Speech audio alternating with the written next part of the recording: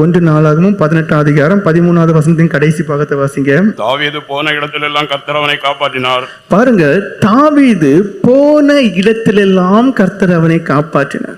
வேதாகமத்துல தேவன் ஒரு மனுஷனை காப்பாற்றக்கூடியவராக இருக்கிறார் என்று இருக்கு. எப்படி எல்லாம் காப்பாற்ற? சாதாரண சின்ன வாலிபனா இருக்கும் போதே அம்மைக்குரிய ஆடுகளை சிங்கமும் கரடிகளும் அந்த ஆடுகளை பிடிக்க வருது.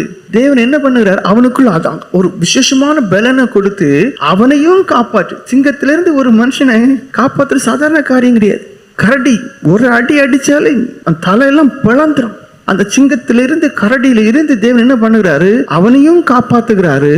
அவனுடைய ஆடுகள் ஒருவேளை நம்மள ஓடி தப்பிச்சு காப்பாத்திடலாம். நம்முடைய ஆடுகளை காண முடியும். ஓடி தப்பிச்சு திரும்ப வந்து பார்க்கும்போது 10-50 ஆடுகளை அடிச்சு கடிச்சு போட்டிருந்துன்னா ஆடு மேய்ச்சி என்ன புண்ணியம்? அப்போ அந்த ஆடுகளை தேவன் காப்பாத்துகிறார்.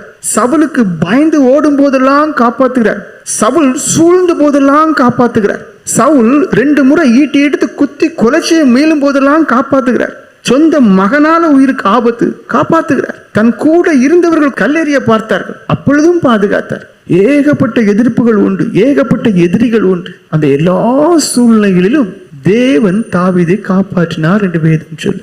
தேவன் எதனால தாவீதை காப்பாற்றினார்னா, கர்த்தருக்கு அடுத்த காரியங்களுக்கு அந்த மனுஷன் முக்கியத்துவம் கொடுத்தார். எல்லாருமே தன்னை உயர்த்தக்கூடியவங்களா தான் இருக்கிறீங்க, தேவனை உயர்த்தி மகிமைப்படுத்தக்கூடியவங்களே இல்லை. ஆனா தாவீதுடைய வாழ்க்கையை பாருங்க, அந்த மனுஷன் கர்த்தருக்கு அடுத்த காரியங்களுக்கு அப்படியே முக்கியத்துவம் கொடுத்தார். கர்த்தருக்காக எதையும் செய்ய தன்னை அப்படியே அர்ப்பணித்தார். அந்த மனுஷன் பெரிய பரிசுத்தவான் எல்லாம் இல்லை, ஆனா அந்த மனுஷன் கர்த்தருக்காக எதையும் செய்ய தன்னை அர்ப்பணித்த ஒரு மனுஷன். சின்ன ஒரு எக்ஸாம்பிளே நீங்க பாருங்க, ராஜாவா இருக்கிற மனுஷன் உடன்படிக்கை பெட்டிக்கு முன்னாடி சாதாரண மனுஷனை போல பாடி ஆடுறான். சொந்த மனைவியை கிண்டல் பண்ற. ஆனா அந்த உடன்படிக்கை பெட்டிக்கு முன்னாடி தேவ சமூகத்துக்கு முன்னாடி அவன் தன்னை ராஜாங்கிறதையும் மறந்து தேவனுக்கு முன்பாக தன்னை நிர்வாணியாகவே அங்க காண்பித்து விட்டான். கர்த்தருக்கு முன்பாக தன்னை அப்படியே அர்ப்பணிக்கக்கூடியதான ஒரு அனுபவம். தான் ராஜாவாகி எல்லாருமே உயர்த்தி சொல்லும் போது கூட அந்த மனுஷன் சொல்றார், நான் எம்மாத்திரம், என் வீடு எம்மாத்திரம். அதுதான் உண்மையான அனுபவம். தாழ்மை உள்ளவங்களை தேவன் கண்ணும் கருத்துமாய் பாதுகாப்பார். ஆனா அநேகருடைய வாழ்க்கையில வீழ்ச்சி வர காரணம் என்ன? தங்களை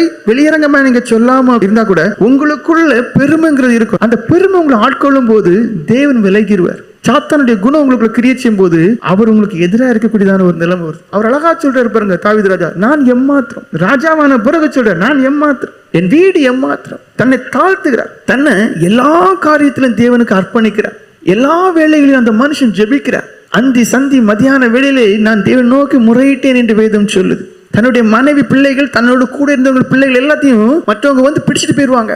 அப்பவும் மனுஷன் சாடி விழுந்து போகல, ஜெபிக்கிறார். நான் போகணுமா வேண்டாமா? அந்த நேரத்தில் தேவ சமூகத்துல காத்திருக்கிறார். ஆண்டவரே, நான் போகணுமா வேண்டாமா? கூட இருக்கிறவங்க எல்லாம் கல் எடுத்து எரிஞ்சு கொல்லலான்னு பாக்குறாங்க. தேவனையே சார்ந்த ஒரு வாழ்க்கை. உங்களுடைய வாழ்க்கையில தாவீது போன இடம் எல்லாம் கர்த்தர் காப்பாற்றினார். அப்ப ஏன் நாம் போகும்போது மட்டும் என் கூட இல்லை? அப்ப ஏன் நாம் போன இடங்கள் எல்லாம் என் கூட இல்லை? ஒரே ஒரு காரணம் தான், தாவீதை போல தேவனுக்கு முக்கியத்துவம் கொடுக்கிற யாருமே இல்லை. தாவீதை காட்டிலும் யோசியா, உசியா, அந்த ராஜாக்கள் எல்லாம் இருந்திருக்கிறாங்க, இல்லை நான் சொல்லவே இல்லை. ஆனா இவங்களெல்லாம் நம்ம வேதம் படிச்சா மட்டும்தான் ஞாபகம் வரும். ஆனா ஒட்டுமொத்தம் நீங்க பாருங்க, எப்பொழுதுமே தாவீது ராஜா போல சிந்தனை நமக்கு வந்துட்டே தான் இருக்கும். அவருடைய வாழ்க்கையில குற்றம் கூட இருந்தாலும் காரணம், தன்னை அந்த மனுஷன் அப்படியே தேவனுக்கு அர்ப்பணிச்சுட்டு ஆண்டவரும் அவருக்கு கூட அதிகமா இருந்தார்.